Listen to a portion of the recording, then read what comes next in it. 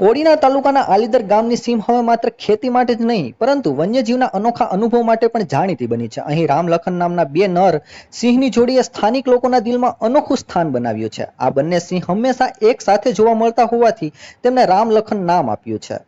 તાજેતરમાં રામ લખનની જોડીએ બોડીદરવા જતા પર રસ્તા પર સવારે આરામ ફરમાવ્યું હતું. એટલું જ નહીં, મહારાજાની જેમ રસ્તા પર બેસી ગયા હતા. આ દ્રશ્ય જોઈ ત્યાંથી પસાર થતા લોકો દંગ રહી ગયા હતા. તેમણે આ અદ્ભુત દ્રશ્ય પોતાના મોબાઈલ કેમેરામાં કેદ કર્યો છે.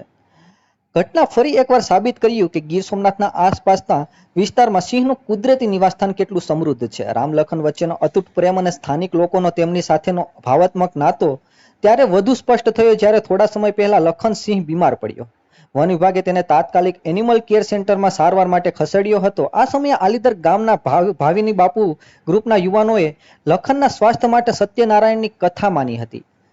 સદભાગ્યે લખન સાજો થયો પાછો ફર્યો ત્યારે યુવાનોએ ઉમળાભેર કથાનું આયોજન કરી પોતાની માનતા પૂરી કરી હતી. આ